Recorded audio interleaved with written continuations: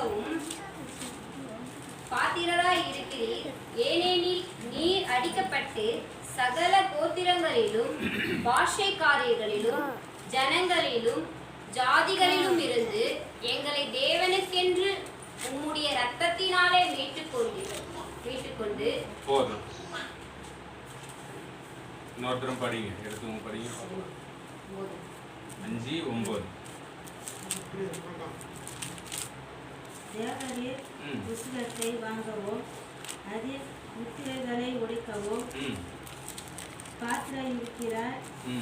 ஏனெனில் நீர் அடிக்கப்பட்டு சகல கோத்திரங்களிலும் பாசைக்காரர்களிலும் ஜனங்களிலும் ஜாதிகளிலும் இருந்து எங்களை தேவனை கொண்டு உம்முடைய இரத்தத்தினாலே மீட்டுக்கொண்டு போதும். ரத்தத்தினாலே நம்மளை மீட்டுக்கொண்டு.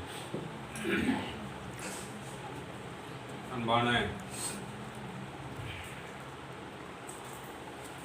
சகோதர சகோதரிகளே, இன்றைக்கு இந்த ஈஸ்டர் டேலையும் கர்த்தர் உயிர்த்தெழுந்து ஜெயித்தார், எல்லாவற்றையும் ஜெயித்து எழுந்தார். ஆகவே யோவானுக்கு கர்த்தர் வெளிப்படுத்துகிறார்.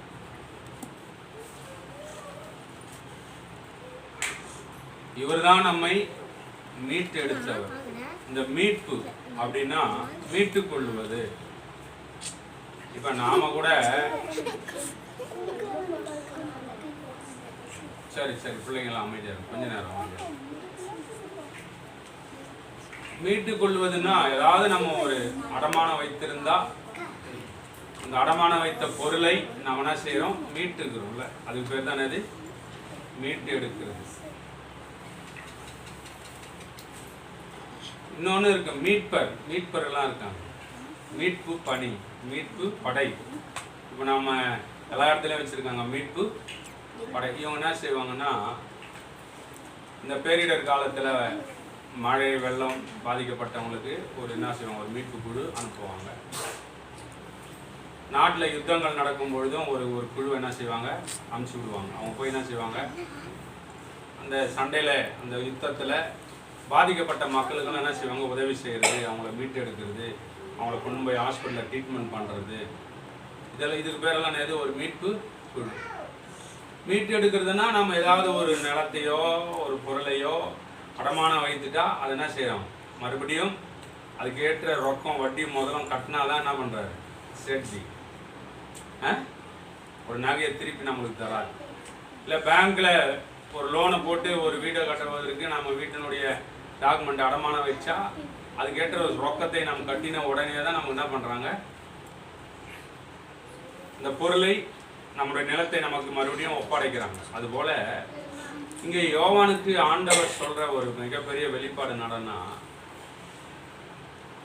இந்த உலகத்தில் இருக்கிற சர்வகோடி ஜனங்களையும் நான் என் சொந்த ரத்தத்தை கிரயமாய் கொடுத்து நான் என்ன பண்ண, அவங்கள நான் மீட்டு கொண்டேன். அல்லேலூயா. ரத்தத்தை கொடுத்து நம்மளை மீட்டிருக்கிறார். இந்த உலகத்தில் உள்ள எல்லாரையும் ரத்தத்தை கொடுத்து நம்மளை என்ன பண்ணியிருக்கிறார், மீட்டு இருக்கிறார். அவர் தான் நம்முடைய மீட்பர். அவர் தான் நம்முடைய மீட்பர். மீட்பர்னா நம்மை மீட்டு கொண்டவர், நம்மளை மீட்டு கொண்டார். ஆண்டவர் உயிர் தெரிந்ததில் மட்டும் இல்லை, அந்த உயிர் தெரிந்த அந்த வல்லமையின் மூலம் தான் நம்ம எல்லாம் என்ன பண்ணியிருக்கிறார், மீட்டு எடுத்திருக்கிறார். இப்போ எல்லாவற்றிலும் எல்லா கலைகள் துறைகள் அல்லது இப்போ இன்னைக்கு இருக்கிற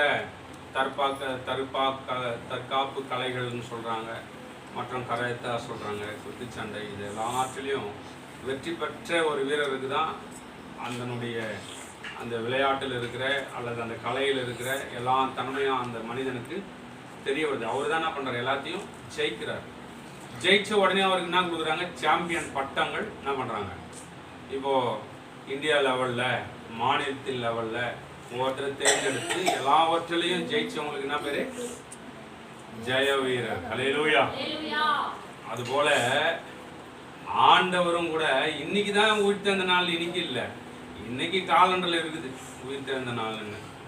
ஆனா என்னைக்கோ கர்த்தர் ஜெயிச்சிருக்கிறார். ஹல்லேலூயா.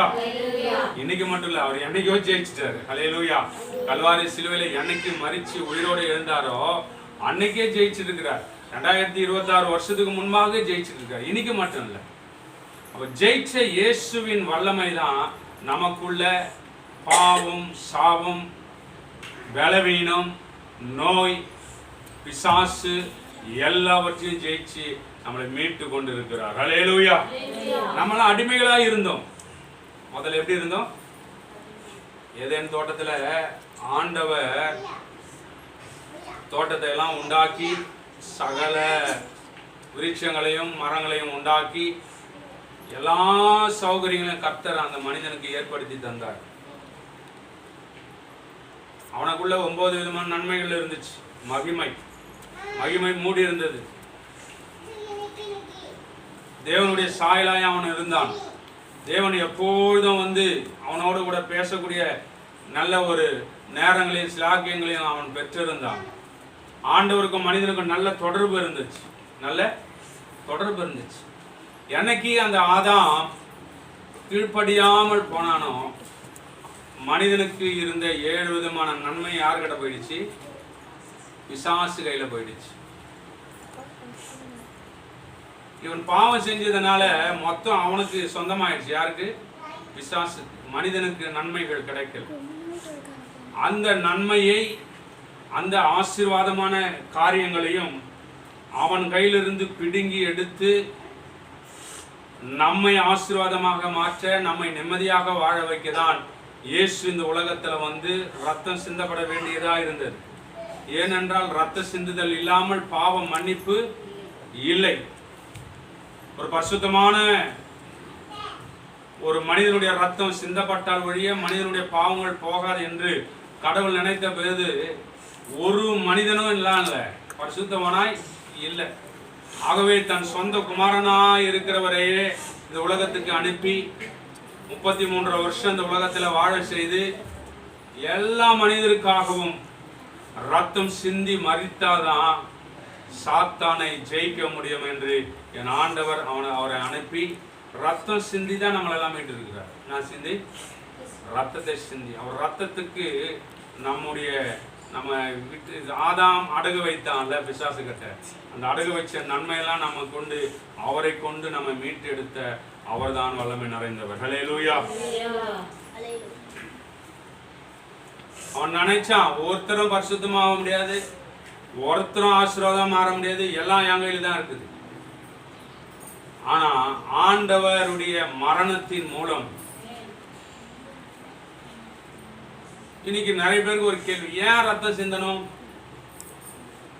கேள்வி இருக்குது இல்ல, ஏன் ரத்தம் சிந்தனம்? நான் தான் இயேசு என்று வந்து சொன்னாலே எல்லாருக்கும் நம்பிடுவாங்கல்ல, ஒரு பெரிய அதிசயம் பண்ணா நம்புவாங்கல்ல. அதுதான் லேவியராகமத்துல நீங்க படிச்சீங்கன்னா ரத்த சிந்துதல் இல்லாமல் பாவ மன்னிப்பு இல்லை. ஏன்னா எசேக்கியேல் 18 நீங்க 18:20 படிச்சீங்கன்னா பாவத்தின் சம்பளம் மரணம், பாவம் செய்கிற ஆத்துமா சாகவே சாகும். அந்த சாவுல அந்த மரணத்திலிருந்து சர்வகோடி ஜனங்களையும் மீட்டெடுப்பதற்கு என் ஆண்டவர் அந்த சரீரத்தை மரணத்துக்கு ஒப்பு கொடுக்க வேண்டியது அவசியமா இருந்தது. ஹல்லேலூயா. வெளிப்படுத்தல் 1:18 நீங்க படிச்சீங்களா? படிங்க பார்க்கலாம்.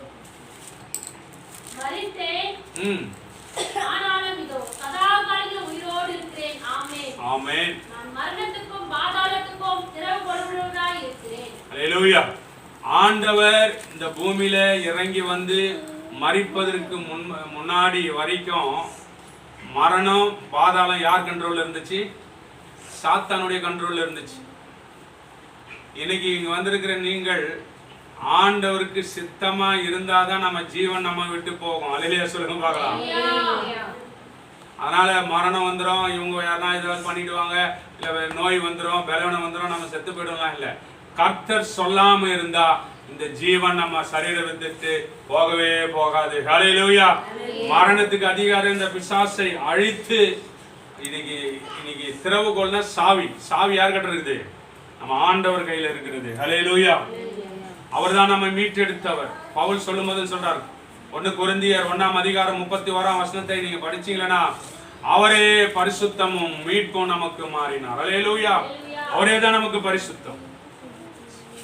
1 கொரிந்தியர் 1ஆம் அதிகாரம் 31.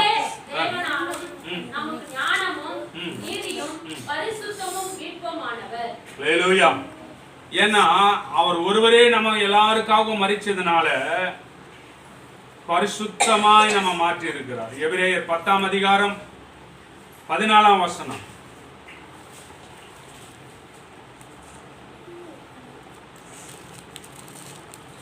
படிங்க.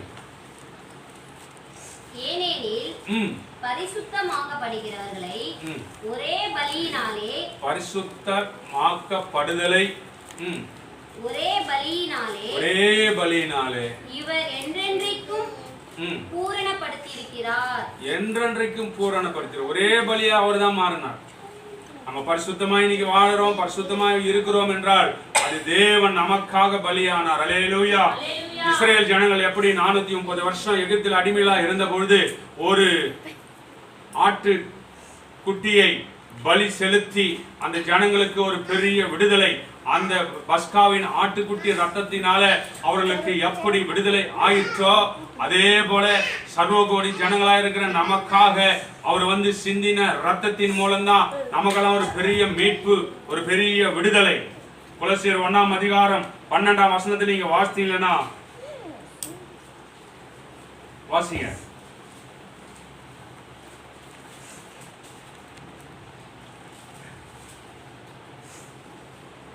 கொலோசியர் 1ஆம் அதிகாரம் 12ஆம் வசனம்.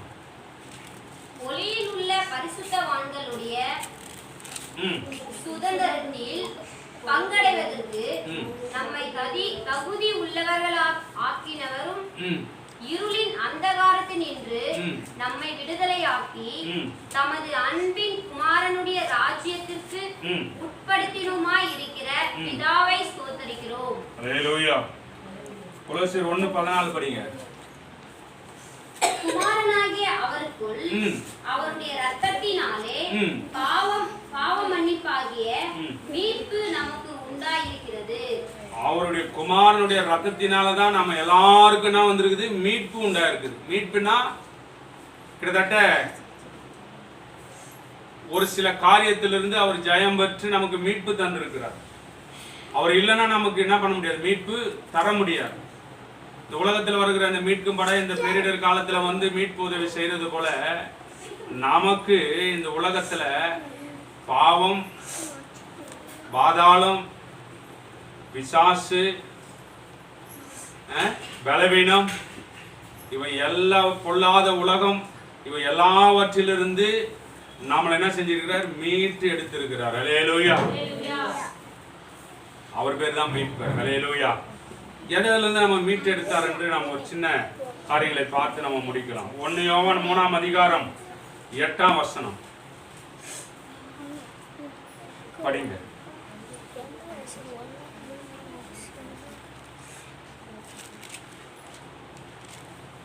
பாவம் செய்கிறவன் பிசாசினால் உண்டாயிருக்கிறான். ஏனெனில் பிசாசானவன் ஆதி முதல் பாவம் செய்கிறான். பிசாசுடைய கிரியைகளை அழிக்கும்படிக்கே தேவனுடைய குமாரன் வெளிப்பட்டார். ஹல்லேலூயா. முதலாவது ஆண்டவர் பிசாசை ஜெயித்தார் அவர் மரணத்தின் மூலம். ஹல்லேலூயா சொல்லுங்க பார்க்கலாம். ஹல்லேலூயா. பிசாசை ஜெயித்தார். இன்றைக்கு இந்த பிசாசு பார்த்தா எத்தனை பேருக்கு பயம்? நைட்ல போனா பயம் வருது, இங்க போனா பிசாசு இருக்குமா, இருட்டை கண்டா பயம். அப்படின்னா பயப்படாத, எல்லாவற்றையும் ஜெயித்து இயேசு நம்ம கூடவே இருக்கிறார். ஹல்லேலூயா. ஒருவேளை பயம் வந்தா ஒரு 10-20 முறை உள்ளத்துல என்ன சொல்லு? இயேசுவின் ரத்தம் ஜெயம்னு சொல்லி பாருங்க. ஆனா இயேசுவின் ரத்தத்துக்கு எல்லாமே அடங்கும். ஹல்லேலூயா. பொல்லாத மனுஷனா இருந்தாலும் ஒரு பெரிய பிரச்சனை வருது, போராட்டம் வருதுன்னா என்ன பண்ணு? இயேசுவின் ரத்தத்தை ஒரு 20 முறை 25 முறை என்ன பண்ணு?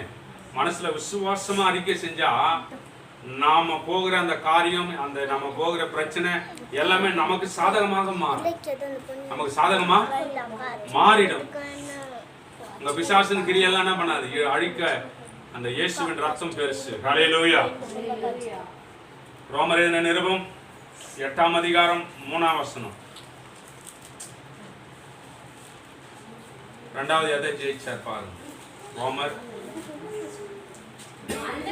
அந்தபடியே அனில் மாம்சத்தினாலே பலவீனமாய் இருந்த நியாயப்பிரமாணம் செய்யக்கூடாத தேவனே செய்யும்படிக்கு தம்முடைய குமாரனை பாவ மாம்சத்தின் சாயலாகவும் பாவத்தை போக்கும் பலியாகவும் அனுப்பி மாம்சத்திலே பாவத்தை ஆக்கினைக்குள்ளாக தீர்த்தார். ஹல்லேலூயா. பாவத்தை ஜெயிச்சுதான் என்ன பண்ணாரு, ஆக்கினைக்குள்ளாக அந்த மரணத்தின் மூலமாக பாவத்தை ஜெயிச்சார். இன்னைக்கு பாத்தீங்கன்னா ஆரம்பத்துல ரட்சிக்கப்படும் போது நான் நினைச்சேன், என்ன இது எல்லாரும் இப்படி தானே சொல்றாங்க, இந்த பாவம் செஞ்சே வந்துட்டேன், இந்த பாவம் செஞ்சே நான் வந்துட்டேன், இந்த பாவம் செஞ்சே வந்துட்டேன்ட்டு தெருவில் எல்லாரும் ஏசப்பா பத்தி சொல்லும் போதெல்லாம் சொல்றாங்க, நான் குடியிலிருந்து விடுதலை ஆட்டேன், நான் இந்த மாதிரி பாவம் செஞ்சுதான் வந்துட்டேன். அப்போ எல்லாருக்கும் எப்படி இதுல இருந்து விடுதலை ஆவாங்க அப்படி நான் நினைச்சது உண்டு. ஆனா இயேசு என்ற ரட்சகர் என்னைக்கு விடுதலையாய் மீட்பாய் இருக்கிறவர் எனக்குள்ள வந்தாரோ அன்னைக்கே எனக்கும் புரிஞ்சிச்சு, இயேசுதான் பாவத்திலிருந்து விடுதலை தருவார். ஹல்லேலூயா. ஹல்லேலூயா. எத்தனை பாவங்கள், எல்லா பாவத்தையும் மீட்டெடுக்கிற வல்லமை நிறைஞ்சவர் அவர் ஒருவர் தான். ஹல்லேலூயா. பாவம் நம்மளை விட்டு போயினே இருக்கும். பாவம் நம்மளை விட்டு நாம போன்னு சொல்ல தேவையில்ல. நம்ம ஏசப்பா பிள்ளையா மாற மாற மாற பாவம் நம்ம கையில இருந்து என்ன பண்ணும், போய்கினே இருக்கும். ஏன்னா பாவத்தை ஜெயித்தவர் அவர் தான். ஹல்லேலூயா. எத்தனை விதமான பாவங்களா இருந்தா இந்த மகதலேனா மரியாளுக்கு தான் ஆண்டவர் முதல்ல தரிசனமானார். யாருக்கு? மகதலேனா. வாசிங்க யோவான சுவிசேஷம் 20ஆம் அதிகாரம் வாசிங்க.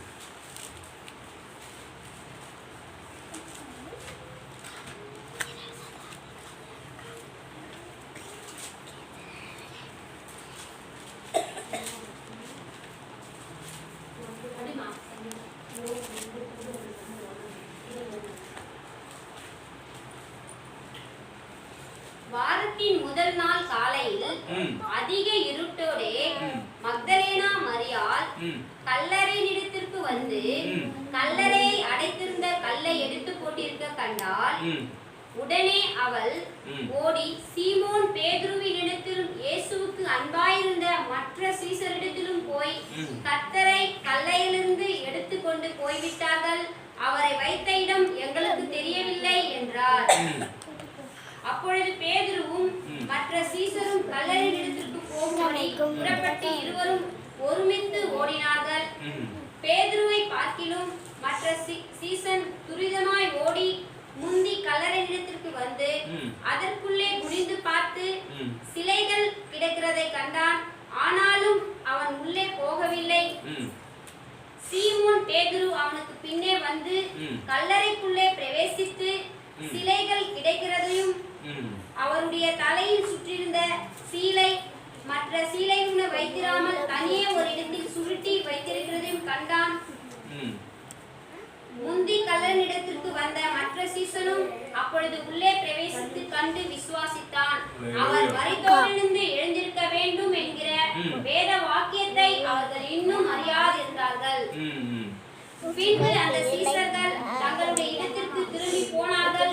மரியாள் கல்லறையின் அருகே வெளியே நின்று அழுது கொண்டிருந்தாள்.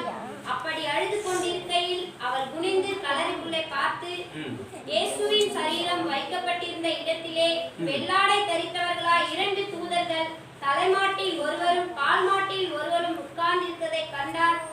அவர்கள் அவளை நோக்கி, ஸ்ரீயே ஏன் அழுகிறாய்? 16 இயேசு அவளை நோக்கி மரியாளே என்றார். அவள் திரும்பி பார்த்து ரபூனி என்றார். அதற்கு போதகரே என்று அர்த்தமாம். இயேசு அவளை நோக்கி, என்னை தொடாதே, நான் இன்னும் என்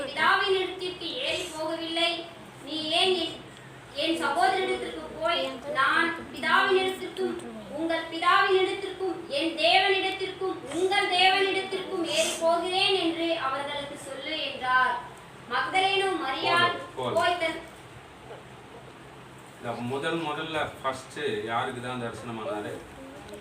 மகதலேனா மரியாளுக்கு தான் ஃபர்ஸ்ட். எந்த சீசருக்கும் தரிசனம் ஆகும். ஆனா ஸோ மரியாளுடைய லைஃப்பை முன்னாடி இந்த லைஃப்பை நீங்கள் பார்த்தீங்கன்னா சம்மந்தமே இல்லை. அவ்வளோ பாவம், அவ்வளோ பிசாசு. 7 பிசாசு பிடிச்சிருந்தா. எத்தனை பிசாசு? ஆனா ஏன் இதை சொல்றேன்னா, ஒரு மனிதனுக்குள்ள என் ஆண்டவருடைய மீட்பாகி என் ஆண்டவர் வருவாரானால் அவன் எப்படியாப்பட்ட பாவியானாலும் அவனை தூக்கி எடுத்து பரிசுத்தவானாய் கர்த்தர் நிறுத்துகிறார். அல்லேலூயா, அல்லேலூயா. பாவத்தை மன்னிப்பதற்கும் பாவத்திலிருந்து விடுதலையாக்குவதற்கும் என் ஆண்டவருக்கு மட்டும்தான் அதிகாரம் உண்டு. ஆண்டவருக்கு மட்டும்தான் அதிகாரம் உண்டு. அதே 16:33 படிங்களேன்.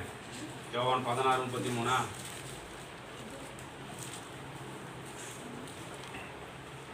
என்னிடத்தில் உங்களுக்கு சமாதானம் உண்டாயிருக்கும் பொருட்டு இவைகளை உங்களுக்கு சொல்லி, உலகத்தில் உங்களுக்கு உபத்திரம் உண்டு, ஆனாலும் திடன் கொள்ளுங்கள், நான் உலகத்தை ஜெயித்தேன். நான் இந்த உலகத்தை ஜெயித்தேன். அல்லேலூயா. உலகத்தை எல்லாவற்றையும் அவர் ஜெயிச்சிருக்கிறார். Thank you Jesus. Hallelujah. 1 கொரிந்தியர் 15ஆம் அதிகாரம் 55ஆம் வசனத்தை வாசிங்க.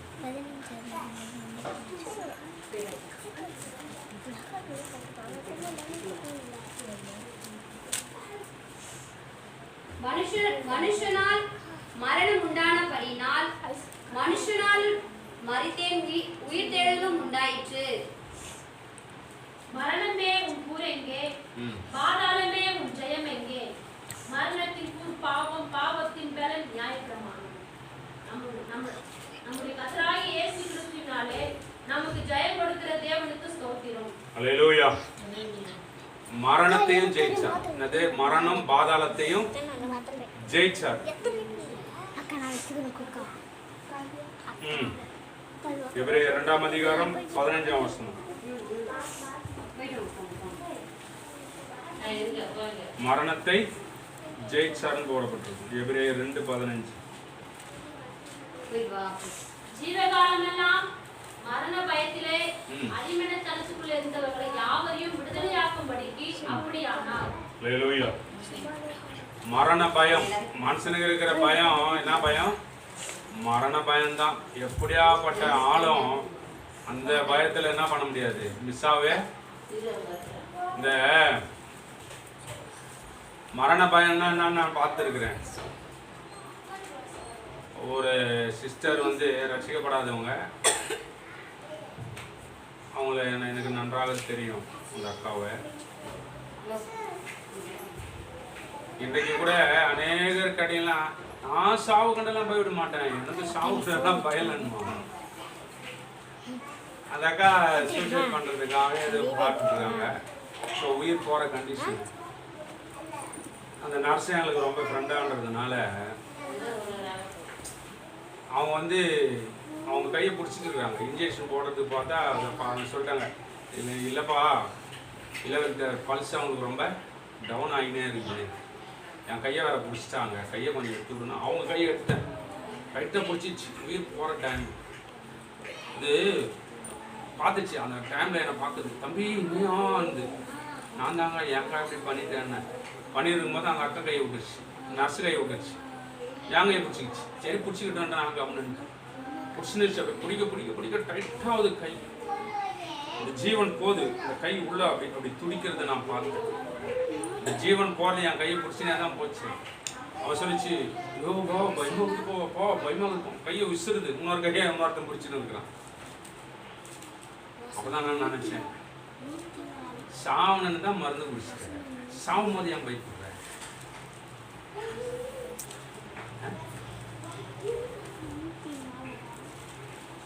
ஆண்டவர் சொல்ற வசனம், மரண பயத்தை போக்கும்படி அப்படியானா. எல்லாரும் சொல்லுவாங்க, எனக்கெல்லாம் பயம் இல்லை, நான் சாவு கண்டெல்லாம் பயப்பட மாட்டேன்னு. ஆனா சாவு வர வேலையில தான் நம்ம ஆண்டவர் தான் பயப்படாம இருந்தார். அல்லேலூயா. எப்படியா பண்ணிட்டவனும் என்ன செய்வான், பயந்துதான் ஆகணும். இந்த மரண பயத்தை ஆண்டவர் ஜெயிச்சு எனக்கு அந்த கை துடிச்சிக்கினே அந்த அக்கா என்ன பண்ணிச்சு, இறந்து போயிடுச்சு. இந்த கை என்ன பண்ணல, கையை வேற எடுக்கவே முடியல ரொம்ப நேரம், ஏன்னா அப்படியே போயிடுச்சு உயிர் என் கையை பிடிச்சி. அதுக்கப்புறம் பக்கத்தில் இருந்தவங்களாம் பிடிச்சி கையை இழுத்து அப்புறம் தான் அது ஒரு மாதிரி சூசைடுக்காக மருந்து குடிச்சிச்சு. இந்த மரண பயம் ரொம்ப பொல்லாது, ஆனால் மரணத்தை ஜெயிச்சவர் நம்முடைய ஆண்டவர். ஹல்லேலூயா. ஏன் சொல்றேன்னா, ஏசப்பாக்குள்ள நம்ம இருந்தோம்னா மரண பயமே நம்மளுக்கு வேண்டாம். ஹல்லேலூயா. இந்த பூமியில நம்ம வாழ்வதற்கு இந்த சரீரம் தேவை. நல்லா தெரிஞ்சுக்க. ஏன் மரண பயம் வரக்கூடாதுன்னா, இந்த பூமியில வாழ்வதற்கு இந்த சரீரம் தேவை. நான் பரதேசிக்கு போகும்போது இந்த சரீரம் தேவையில்லை. ஹல்லேலூயா. ஆண்டவருக்குள்ள இருக்கிற ஒவ்வொரு மனிதனுக்கும் நித்திய ஜீவன் உண்டு, அழியாத ஜீவன் உண்டு. இந்த சரீரம் தான் அழிந்து போகும், நமக்குள்ள இருக்கிற ஆன்மா அது அழியாதது. ஹல்லேலூயா. நம்ம இங்க இருக்கிற எல்லாருக்குள்ளயும் ஆன்மா இருக்குல்ல, அதுக்கு அழிவெல்லாம் இல்லை. அதனால நீ தைரியமா இரு. பரலோகம் போனா கூட நம்ம பார்க்கலாம், இதே போல இருப்போம். ஹல்லேலூயா சொல்லுங்க பார்க்கலாம். எப்படி இருப்போம்? நம்ம சொந்த பந்தம் யாரு, பிள்ளைங்க யாரு, எல்லாரும் நமக்கு தெரியும்.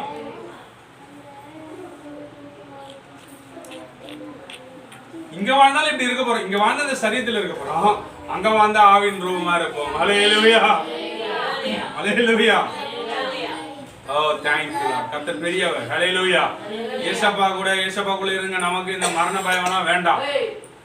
எனக்கும் ஒரு ஆசை, நான் முதல்ல நிறைய முறை நான் சொல்றேன், இங்க வாழ்ந்த இந்த சரீரத்துல இங்க வாழ போறேன், இல்லைன்னா அங்க ஏசப்பாவோட எப்போதும் சந்தோஷமா இளைப்பாறுதல் ஸ்தலம். ஹல்லேலூயா. ஆகவேதான் அந்த பாட்டு கூட பண்ணாங்க.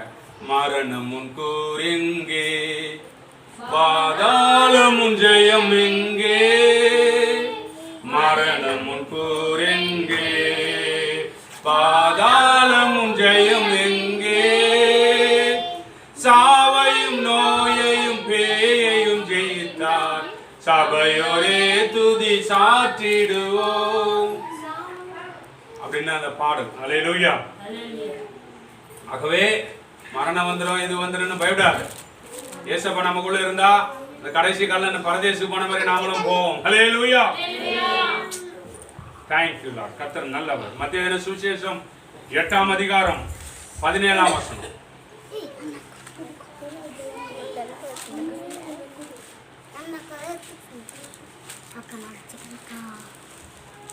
சீக்கிரம் வாசிங்க. அவர் தாமே தம்முடைய தரிசனங்களை ஏற்றுக்கொண்டு நம்முடைய நோய்களை சுகமாக்கினார் என்று ஏசாயா நிறைவேறும்படி இப்படி ஆயிற்று. எல்லாரும் படிங்க பார்க்கலாம். 8:17. நம்முடைய செலவினங்களை ஏற்றுக்கொண்டு நம்முடைய நோய்களை சுமந்தார் என்று ஏசாயா தீர்க்கதரிசியினால் உரைக்கப்பட்டது நிறைவேறும்படி இப்படி நடந்தது. ஹல்லேலூயா. ஒருவேளை உங்க சரீரத்துல நோய் இருக்குதுன்னா பயப்படாத. நோய்கள் எல்லாம் கூட ஏசப்பா சுமந்து தீர்த்துட்டாரு. ஹல்லேலூயா. எத்தனையோ வியாதிகளை கர்த்தர் சுகமாக்கி இருக்கிறார்.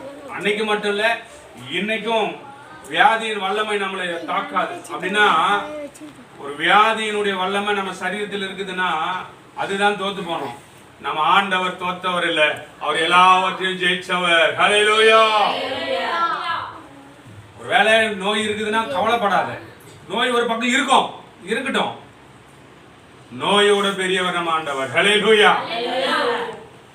எத்தனையோ சாட்சிகளை நான் கேட்டிருக்கிறேன், எத்தனையோ பேரை நான் கண்ணாரவும் கண்டிருக்கிறேன். ஹல்லேலூயா.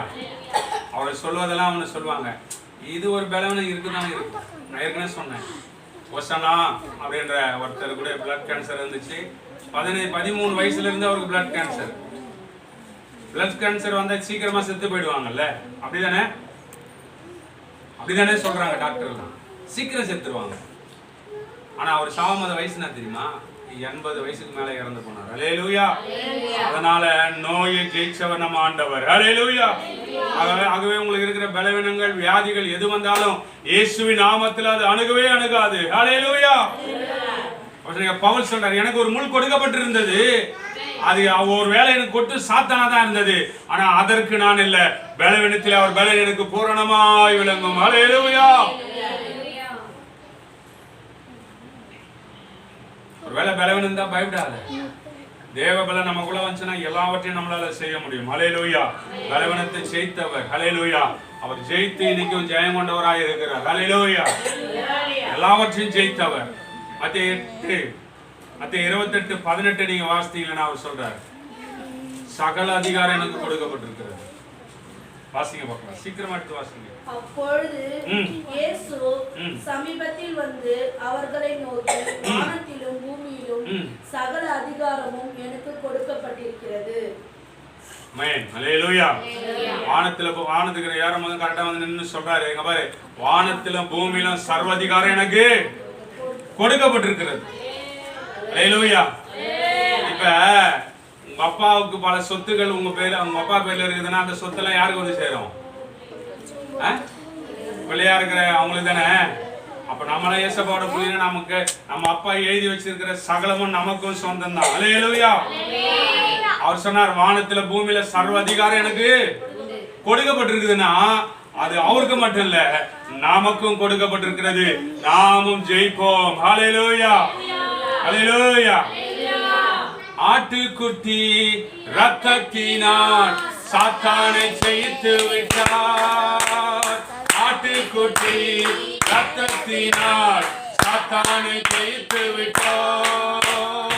ஆவி உண்டு, வசனம் உண்டு, அன்றாட வெற்றி உண்டு. நமக்கு ஆவி உண்டு, வெற்றி உண்டு. பாதை உந்தன் கூடாரத்தை அணுகாது மகனே, பொல்லாப்பு நேரிடாது மகனே. பாதை உந்தன் கூடாரத்தை அணுகாது மகனே, பொல்லாப்பு நேரிடாது மகனே. எல்லாவற்றிலும் வெற்றி. ஹல்லேலூயா. எல்லாவற்றையும் ஜெயித்து தான் அவர் எழுந்திருக்கிறார். இன்றைக்கும் ஜீவனோடு இருக்கிறார். ஹல்லேலூயா. ஆகவே மரணம், பாதாளம், பாவம் எதுவா இருந்தாலும் நம்மளை அணுகாது. ஹல்லேலூயா. ஒருவேளை பிசாசு கூட கர்த்தர் ஜெயிச்சதுனால உன் வீட்டுல ஏவல் பண்ணிட்டாங்க, பிசாசு விட்டுட்டாங்க, அப்புறம் மந்திரம் பண்ணிட்டாங்க, இதெல்லாம் நீ நினைக்காத. எல்லாம் நம்ம இயேசுவின் நாமத்தில் அடங்கும். ஹல்லேலூயா. சகல அதிகாரமும் நமக்கு கொடுக்கப்பட்டிருக்கிறது. ஹல்லேலூயா. எப்படி அடங்குன்னு நீங்க கேக்குறீங்களா? கொலோசியர் 1:16 படிச்சு பாருங்க. கொலோசியர் 1:16 படிங்க எல்லாரும்.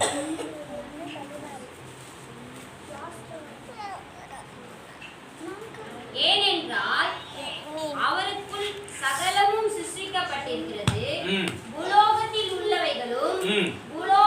உள்ளவைகளும் ஆகிய காணப்படுவைகளும் காணப்படாதவைகளுமான சகல வஸ்துக்களும், சிங்காசனங்களிலும் கர்த்தத்துவங்களிலும் துரைத்தனங்களிலும் அதிகாரங்களும் சகலம் அதிகாரங்கள் ஆனாலும் துரைத்தனங்கள் ஆனாலும் அதெல்லாம் ஆனாலும்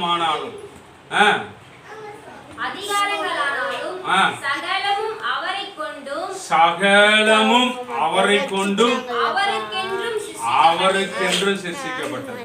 நல்லா படிங்க, இந்த பாருங்க, எல்லாரும் தெரிஞ்சுக்கங்க. சகலமும் அவரை கொண்டும் அவருக்கென்றும் என்ன பண்ணிருக்குது? சிருஷ்டிக்கப்பட்டிருக்கிறது. ஹல்லேலூயா. அப்படின்னா இந்த உலகத்துல இருக்கிற எல்லாமே அவர் மூலமா தான் உண்டாச்சு, அவருக்காக தான் உண்டாக்கப்பட்டிருக்கிறது அப்படின்னு இந்த வசனம் சொல்லுது இல்ல.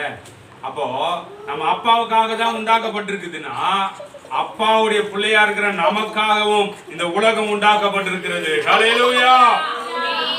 இந்த உலகம் யாருக்காக உண்டாக்கப்பட்டிருக்கிறது? எல்லாம் சொல்லுங்க பார்க்கலாம். உலகம். ஆகவே உலகத்தில் இருக்கிற பண தேவையா இருந்தாலும், பொருள் தேவையா இருந்தாலும், ஆகார தேவையா இருந்தாலும், எந்த தேவையா இருந்தாலும் நீ கவலைப்படாத. ஏன்னா எல்லாமே நமக்காக தான் உண்டாக்கப்பட்டிருக்கிறது. ஹல்லேலூயா. ஆகவேதான் கர்த்தர் கூட நான் ஒரு பாட்டு எழுதி வச்சிருந்தேன். கானகத்தில் காடைகள் வந்திறங்குமே, கண்மலையிலும் கண்ணீர் பாய்ந்தோடுமே, பகலினில் மேகம் நிழறத் தரும், இரவினில் அக்கினி பாதுகாக்கும். புதுசா இருந்ததுனால உங்களுக்கு தெரியல. இஸ்ரேல் ஜனங்கள் 40 வருஷம் வனாந்தரத்தில் நடந்தாங்க. நடக்கும் பொழுது திடீர்னு பார்த்தா கறி சாப்பிடணும்னு ஆசை வந்துடுச்சு அவங்களுக்கு. என்னது? ஆமா, இன்னைக்கு கூட ஈஸ்டர் தினத்துல ஆராதனை முடிச்சோன்னு எல்லாம் கிறிஸ்தவங்களும் எங்க இருப்பாங்க இப்போ? ஏன்னா 40 நாள் கறி சாப்பிடாத ஆளு. இந்த மாதிரி 40 நாள் கறி சாப்பிடாத ஆளெல்லாம் வனாந்தரத்துல விட்டா என்ன ஆச்சுன்னா, ஐயோ கறி சாப்பிடணும் காலகட்டத்தில் எங்கேருந்து வரும் கறி? பாலைவனத்தில் எங்கேருந்தியா வரும்? ஆடு மாடும் இல்லை அடிச்சு சாப்பிடுறது. ஏன்னா கொஞ்சமான ஜனமா. இப்போ ஒரு தோராயமா சொல்றேன், இங்க உட்காந்து இருக்கிற ஒரு 10-20 பேருக்கு ஆளுக்கு 1/4 கிலோன்னு கணக்கு போட்டா கூட ஒரு 5-6 கிலோ தேவைப்படுது. அப்படிதானே? அப்ப யுத்த ஜனங்கள் மட்டும் 6 லட்சம் புருஷர்களும் எங்க இருந்து கறி கொடுக்குது? கொஞ்ச நேரம் அமைதி. ஆண்டவர் என்ன பண்ணாரா, ஒரு கீழ்காற்றை அனுப்பி காடையெல்லாம் வந்து குழிஞ்சு போச்சு. காடை இருக்கு தெரியல, அவங்களுக்கு மடியில வந்து விழுந்து போச்சு காடை. எல்லாரும் பிடிச்சி கிளீன் பண்ணி அவன் சாப்பிட்டாங்க. ஒரு சிலர் வேகாம கூட சாப்பிட்டு இருக்கான். ஏன்னா எத்தனை பாவம், 3 மாசமா கறி சாப்பாடு கிடைக்கல. சரி, அதை சாப்பிட்டு கொஞ்ச தூரம் போனே தண்ணி தாகம் வனாந்தரத்தில் நடக்கும்போது பார்த்தா மழை தான் இருக்குது. ஆண்டவர் சொன்னார், இந்த மலையை பார்த்து பேசு, தண்ணி உனக்கு வரும். அல்லேலூயா. ஆகவே மோசே தன் கோலினால ஒரு இடத்துல சொல்றாரு, அடி சொன்ன அடிச்சோடனே தண்ணி வந்துடுச்சு. ஆகவேதான் நான் கர்த்தர் எல்லாரையும் நினைச்சு பாடு. அப்போ வந்து இங்க உட்காந்து இருந்தேன். போன மாசத்துல உட்காந்து ஆண்டவர் சொல்லிட்டே இருந்தார், வனாந்தரம் தான்பா, வனாந்தரத்துல எல்லாம் வரும். அல்லேலூயா. எல்லாரும் அந்த கை தட்டி அந்த ஒரு சரணத்தை பாடலாமா? பாடி நம்ம முடிக்கலாம். அல்லேலூயா. ஓ thank you Jesus. கர்த்தர் நல்லவர். அல்லேலூயா. ஓ my love you Father. கர்த்தர் பெரியவர்.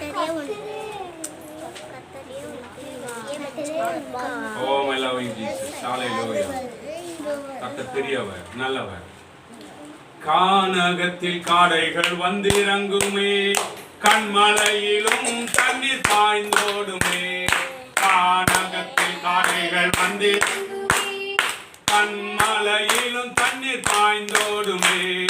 பகலினில் மேகம் நிழலை தரும், இரவினில் அக்கினி பாதுகாக்கும்.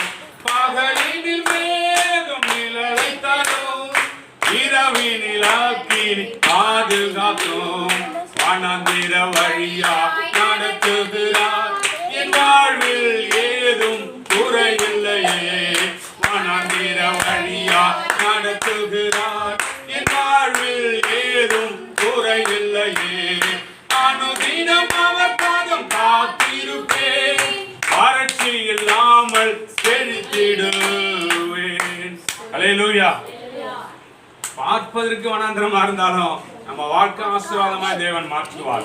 இந்த சொல்லப்பட்ட 6 காரியங்களை கர்த்தர் ஜெயிச்சிருக்கிறார். எல்லாவற்றையும் ஜெயாலியாய் கர்த்தர் நம்ம நிலைநிறுத்த முடியாத ஸ்தோத்திரம் பண்ணுவோம்.